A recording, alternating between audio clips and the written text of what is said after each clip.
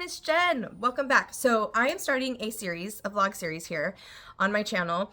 I was in Costco and I was inspired. There was a box of wines from all over the world and I thought how fun to try to pair those with some of the books on my TBR. I enjoy drinking wine and I also obviously love reading. So it just kind of seemed to be naturally go hand in hand. So I'm thinking maybe four-part series. I'm not sure. We'll see how it goes. But, you know, I'm just going to be creative, think outside the box. I'm really want to just have fun with this. So, you know, maybe the wine label matches the book cover. Maybe the grape is grown where the book takes place, those kinds of things. So again, just a fun little way to pair two of my favorite things. Right now this weekend I am up at my Aunt and Uncle's lake house and I am so happy to be up here. It's so peaceful. I'll show you a little clip of the lake. You know, we're up here a lot in the summer, so this might not be the last you see of the lake house on my channel. Right now there's no boats in the water because it's freezing and it is not summer yet. But yeah, so okay, let's just get started. Here's a little clip. I'm gonna enter a little clip here of our little cove at the lake, and then I'll go ahead and just get started with part one and do my first pairing. All right, here we go. The sun is setting here. It's so beautiful and peaceful. Again, it's not summer. It is cold. I'm gonna move over here and show you. Come summer, we'll have boats and sea-doos in the water, but there's our cove. That's where we like to float and relax, and the lake's out that way. You can kind of see it through the trees. And yeah, we spent a lot of time here making memories with each other, with our family, and I'm very blessed to have such a lovely aunt and uncle that are so generous with their home. So yeah, so that's it. That's our lake. That's our lake house. And I'm so excited to get started, and I hope you enjoy. Here comes part one. Okay, so to start off part one of my video series this year of where I match wines with books, today I'm excited to start off strong with The Impersonator by Mary Riley and Who's Who, which is a Pinotage from Western Cape of South Africa. So I matched these because I know there's a glare. This is a library book, so the glare is pretty bad. But if you can see, we have the colors, the blue and the yellow are both there. And something to do with like her eyes matching. And then of course, I just thought the hat and the colors looked good. The eye is definitely a focal point on both the book and the wine bottle. And then of course you have the title, The Impersonator and Who's Who. So I thought this was a great first pairing. So I've already poured the wine, and what's really neat is on the back of the bottle there's a QR code, so I'm able to scan and get a little information. So to give you a little background of the wine, this is going to be fresh, fruity, and a little spicy, and Who's Who is made from the grape that has us all talking about South Africa, Pinotage. The story of Pinotage brings us to the curiosity of a South African scientist who wanted to see what would happen when they crossed Pinot Noir with Cinsault, a grape from southern France. Okay, so what was the result? The result is a grape that has put the Western Cape of South Africa on the map. This wine is light and crisp with blackberry, strawberry, cedar, and licorice aromas. Now, I don't love licorice. It kind of makes me feel sick to my stomach. Red or black, it doesn't matter. So luckily, I don't smell the licorice. I'm not going to sit here and act like I know everything there is to know about wine, but I do love to drink it and I know a little bit about it, so I thought it would be fun to taste this with you guys. Let's see. It is very light, lighter than it looks. Like the flavor's lighter than what you think it would be looking at the color of the wine, but I definitely taste the blackberry stands out to me the most. It does have a smooth, but almost like a little bit of a smoky finish, which is nice. So yeah, I mean, I guess if I'm rating this out of 5 stars, I would say this is a solid 4. This is really good. Hopefully I don't have to do too many takes of these videos or might have a little buzz going. Okay. What's nice too about these wines is they're little half bottles. So I don't have to drink a huge bottle of wine every time I do this. So the reason why I feel like this wine, obviously I told you about the cover and the title, but in this wine, I thought it was, or this wine, let's try that again. Okay, in this book, I thought this was great to start off this series because it is a 1920s bootlegging mystery. And in this, we are following Jessie Carr. It takes place in 1917. A 14-year-old sole heiress of her family's vast fortune disappeared without a trace. Now, years later, her uncle Oliver thinks he's found her. He sees a young actress dancing that looks just like Jessie. And so you follow this cozy mystery in the era of Prohibition, rum smugglers, bootleggers. It definitely, the main character, Leah Randall, who is or is not really Jessie Carr. You have to read to find out. This did have some twists and turns I didn't see coming that I really enjoyed. But yeah, in this one, Leah Randall, she definitely is a little bit sweet but a little bit spicy, so that's a perfect match as well, I thought. She definitely is a good actress. She's able to make a whole family believe that she is Jessie Carr, and as you read, you find out if she truly is Jessie or not. It's very, I would say I rated it like 3.5 stars. It was a good cozy mystery, but overall it kept me guessing. The pacing was pretty good. Overall it was, I don't regret reading it. Will I continue with this detective little series? Probably not. It did win the first crime novel award and Mystery Writers of America Admonitor Books first crime novel award winner, so that's pretty cool too. So overall it was enjoyable. I thought this was a very easy first pairing, and I hope you enjoyed, and there'll be much more to follow. I will check in soon with my next matchup. It sometimes might be more of a vlog style. It might just be a review as I talk about the book and enjoy my wine, and I'm excited to do this with you guys. There might be a lot of videos that are with the artificial lighting. I don't tend to drink red wine too often during the day unless I'm on vacation. So a lot of these videos, clips might be at night, but that's okay. So that's about it. You guys have a good night, and I will see you very soon.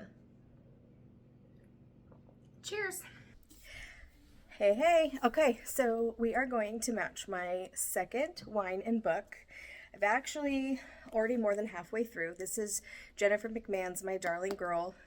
This is so good. I kind of wanted to get started on it before I picked a wine because honestly I couldn't find a bottle that matched it perfectly. But the description of this wine that I picked, this is Nightfall. It's a white blend from Spain. And the description of this one is full-bodied and sweet, but also pairs well with spicy food. So I thought it went well because in My Darling Girl, we are following a mother and daughter relationship. Growing up, mom was not the best mom. She was kind of abusive towards her children. She had a son and a daughter. In this story, you're following the daughter. It's around Christmas time, and she's married now and has her own 2 daughters. And she's estranged from her mother at this point, wants nothing to do with her. And mom's dying of cancer.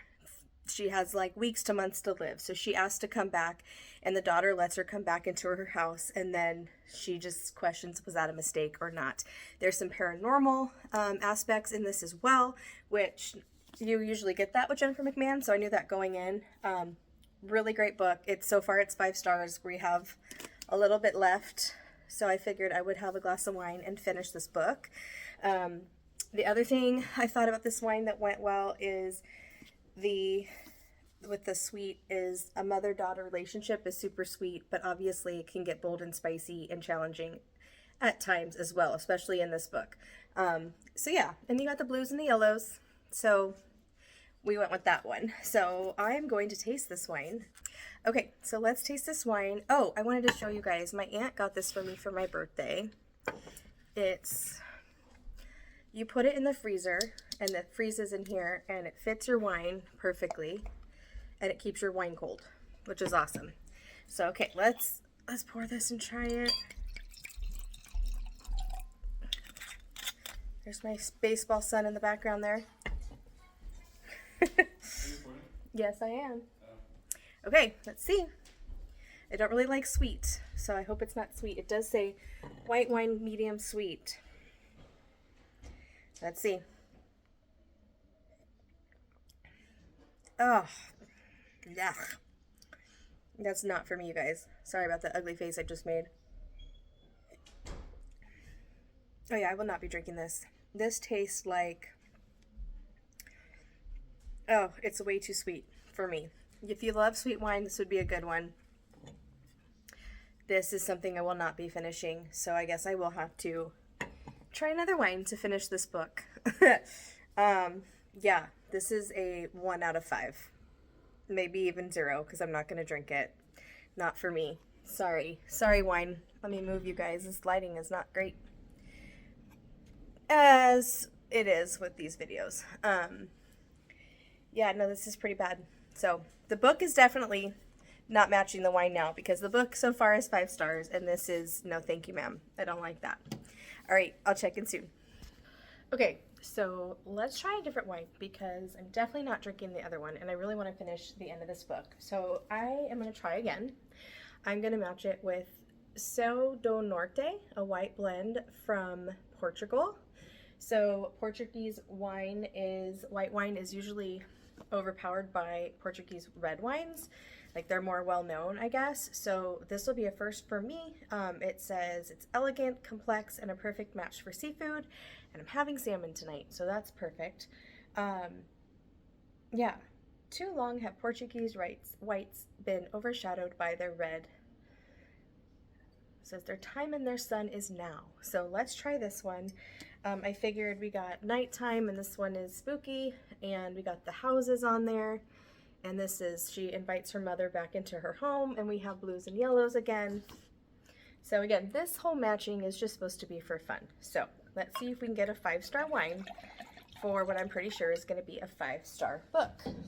Okay, here we go. This is looking more promising. Oh yeah, that's way better. It's not sweet at all. This is good. Okay. It's still light and fruity. Oh yeah, I can drink this one. This is good. It might be a 5-star white.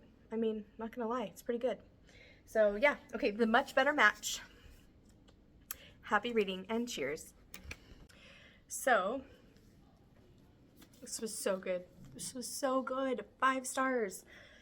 I'm so glad I picked a second wine that matched with the rating of this book. The wine was delicious. Those little bottles are perfect because it's 2 glasses. Sorry, I've lost lighting. It's an hour later. But yeah, this was so good. It kept me interested the whole way through. Spooky vibes. Like, definitely did not read this one before bed. That's for sure. I loved it. I think everyone should give this one a try. I was very impressed by it. The ending was also amazing, so could be happier. Another Jennifer McMahon 5-star read, just like I thought. All right, see you guys soon. Bye. Hello everyone, happy Sunday. I'm here to match my next book and my next glass of wine. It is Sunday evening. I love the weekends. It's a good time to recharge. We had a very busy weekend. My mom officially moved into our home here in Ohio, so we helped clean and move. We had church, and I had to do Costco and grocery shopping to get ready for the week. I also filmed 2 videos today for March, so it was a busy weekend. But now it's Sunday night. Sunday nights are always a little sad for me because it is the end of a weekend, and tomorrow it's a brand new work week, and it starts again. But I'm going to distract myself from those thoughts by picking up a new book I'm excited about, trying some new wine. It's a red wine tonight. It's a Merlot, and I love red wine. So the book that I'm talking about tonight is The Unmaking of June Farrow by Adrienne Young. I matched it with this wine here. I thought the colors went really nice together. This wine is 100% Merlot. It is called, I looked up how to pronounce it, Les Champs d'Or, and it's 100% Merlot. So let's get a little bit into what the book's about, and I'll tell you a little bit more about the wine, and then I'll do my first taste, and I'll read and check in with you guys in a little bit. Okay, so for The Unmaking of June Farrow, It's taking place in a small mountain town in Jasper, North Carolina. Not sure if Jasper is real or not, but in North Carolina. The Farrow women are known for their thriving flower farm, which we got some beautiful flowers on this bottle. So I thought that was perfect. So this is a multi-generation of women, Farrow women, that run this flower farm in North Carolina. So I've only read the first couple pages, and then I decided to hop on here and just kind of talk about the wine so that I can pour a glass. So we are following the Farrow women, who are known for their thriving flower farm and for the mysterious curse that has plagued their family line. The whole town remembers the madness that led to Susan Farrow's disappearance, leaving her daughter June to be raised by her grandmother and haunted by rumors. There's a typo in here, you guys. It says, leaving her daughter June to be raised by her grandmother and haunted by rumors. Oopsie, book of the month. Anyways, okay, so it's been the first couple of pages I read, it talks about how June was kind of left on a doorstep. They knew whose daughter she was because she had her mother's locket, and her mother's been missing. So that's interesting already. There's already a mystery, which I'm intrigued about. It says, it's been a year since June started seeing and hearing things that aren't there. Faint wind chimes, a voice calling her name, and a mysterious door appearing out of nowhere. Signs of what June has always known is coming. But June is determined to end the curse once and for all, even if she must sacrifice the hope of love and a family of her own. After her grandmother's death, June discovers a series of cryptic clues regarding her mother's disappearance, except these only lead to more questions. So, yeah, so I thought a little bit about the wine is this wine is 100% Merlot. It's grown in a region of southern France called Pays-d'Oc. And so Pays-d'Oc is a very well-known area for red wine to be grown in southern France. And so I thought that was kind of another connection. We have multiple generations of women growing a flower farm, and in Pays-d'Oc, France, we have multiple generations of families growing this grape, this Merlot grape. So I thought that was another connection. This wine is supposed to be easy to drink. It's supposed to be very approachable. It's supposed to have smooth and soft tannins with notes of black cherry, fig, cocoa, and vanilla. So we'll see what it tastes like. I drink Malbec as my favorite red. I feel like with the Merlot, though, it's usually a safe choice for anyone to drink. If you don't typically drink red, Merlot is a safe choice. Not too sweet, but not too dry, not too bold. So let's try it. Let's see. I already poured some to let it air out a little bit. Oh, that's very nice. Definitely smooth, easy to drink. This has been the best Costco purchase, you guys. And this is only, the fourth wine I've tried? This is great. And the bottles are so cute, and it's just enough wine. It's half a bottle. We don't need a whole bottle of wine. But yeah, that's really nice. It's very easy to get along with. I feel like I can match this with a sunny summer day with a chicken salad sandwich. I could match this with dinner in the winter. Like, I feel like it's very approachable and it would go with a lot. This would be like a staple. I feel like a glass of red wine goes with everything. So very nice. I like that. So I'm going to pour a little bit more, and I'm going to get to reading, and I will check in with my thoughts about the book here in a little bit. See you in a few. Okay, so time for me to go to bed, but I read to page 82, chapter 8, and I am hooked. I wish I didn't have work in the morning and didn't have to force myself to stop reading right now and go to bed, because I am really enjoying reading this book and I don't want to stop, but I have to be a responsible adult. So my thoughts so far are the writing is gorgeous. The description of the setting of the town, I feel like I'm there. I want to like go vacation here. June is starting to see things, hear things, starting to question what's going on. She starts digging into the past a little bit, trying to find out, where her mother is or where her mother disappeared to. And I'll leave it at that. I won't say more because I don't want to be spoilery, but this is really good so far. I could see myself finishing this in 1 or 2 more days, because the only reason why I'm stopping reading is because I wake up at 5:15 in the morning to go to work. So I need to go to bed. But so far so good. So far the book is probably better than the wine, but overall. I have 1 more glass of wine. I will drink it tomorrow and check in with you guys with my next thoughts. Okay? Good night. Hey everybody. Okay, so checking in. I am about more than halfway in the making of June Farrow. I've read about 100 pages since I last checked in. The story is definitely picked up. You are finding more about the family curse. I don't want to give any spoilers away, but you are seeing June on the other side as she walks through the door. You're learning more about the curse, and the plot is thickening. The mystery is starting to unravel. I'm falling in love with some of these characters. I'm really rooting for a couple of them. Just the stories of all the women in the Farrow family, it's sweeping me away. I love it. I'm loving this book. I think this is, again, her writing. This is the second book she's written that I know of, second one I've read, and I'm loving it. I'm loving it. I just really like how her writing kind of sweeps you away, and she writes her characters in a way that feel very real, and that you just feel attached to them, and I just care so much about what happens to June. So that being said, without any spoilers, I'm so intrigued. The mystery, I need to know everything. I need to know what's going on. It's hard to talk about and not be spoilery, but it's just so good. I think everyone should try this. And this book is really hard to put down. It's only my second time sitting down with it. So